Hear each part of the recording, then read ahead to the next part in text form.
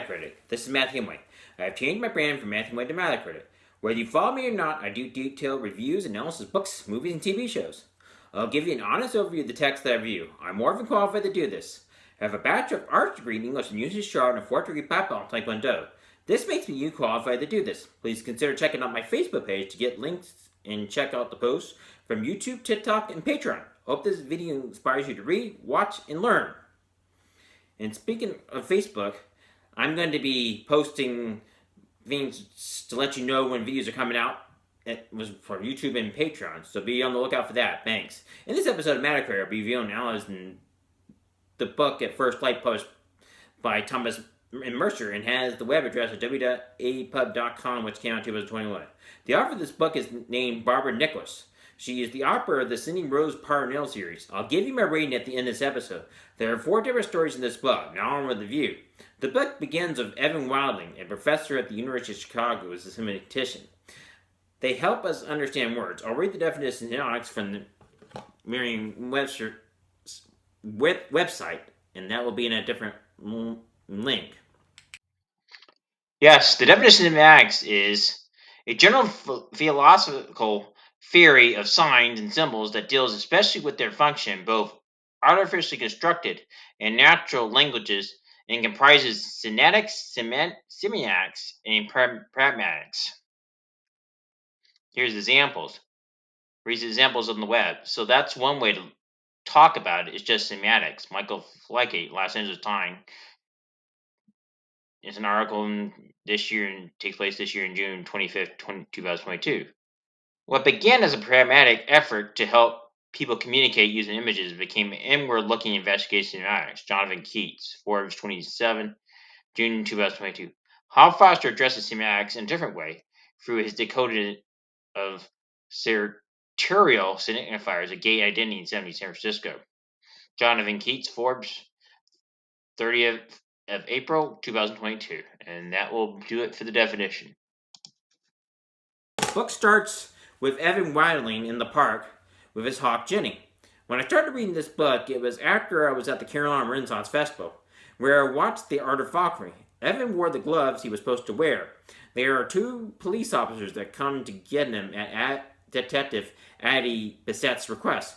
When Evan Wilding was not working as a professor at the University of Chicago, he was a consultant for the Chicago Police Department. The name of the officers that come to get him is named Blakely. The other officer that came to get Evan Wilding is named Sally Osborne. Evan finds out from Addie Bissett and her partner Patrick McBrady that the first victim they find in this slew of murders is James Telfer. He has a set of wooden spikes with symbols and words on them. This is what is called a rune. A rune is an ancient poem that is told through symbols and words. Evan realizes that this is beyond his understanding. He realizes, and Addie, his friend, that they need to get a runologist. They understand this, and that individual will be an immense help in this. Addie's partner, Patrick McBrady, is superstitious and of Irish descent. He believes that there are signs left around, and they cannot be ignored. He is a good detective and a good partner to Addie. He has her back, and he is tall. He will also have Dr. Evan Wilding's back as well. Addie Bissett's brother serves as alderman for the city of Chicago. He lets her know that he hopes he can make a difference in how the city is run by being in it. The plan of this serial killer who calls itself the Viking Poet. The killer is pulling from Norse mythology and Beowulf. In Beowulf, after the hero kills Grendel, Grendel's mother kills Beowulf. It is what is called a tragic hero story. The hero ends up dying at the end of the story to bring peace to the land that the hero is protecting. One of the killers believed is a man named Helskin. His name is carved in the rooms left for the police to look at. The killer used bones in the first victim. The first victim's name is Sam Desser. Sam Desser was found in a rural area outside the city of Chicago. A kid named Tommy found it. Yes, this means James Telfer was the second victim of this serial killer's madness, not the first. It was also going to lead the police to a person who calls himself Raven, but his name is David Hain. There is a club called Ragnarok, which means apocalypse, which is what happened in the third Thor movie in the MCU. The owner of the club is believed to be a target of the Viking poet in this book.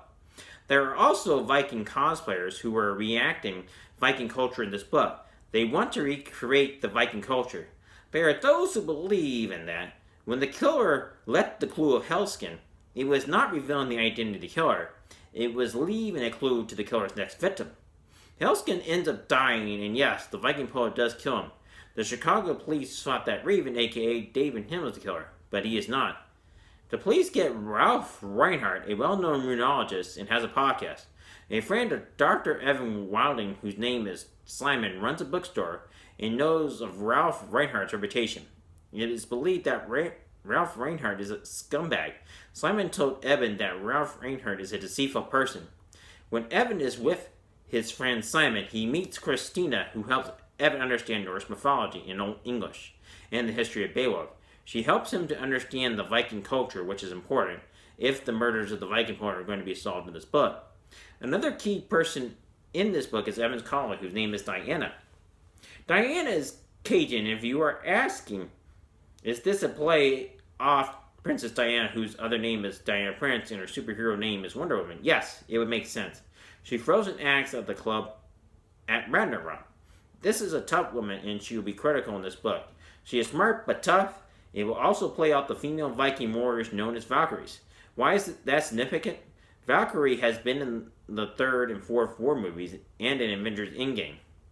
The belief would be that there would be 9 murders since there are 9 realms in Norse mythology.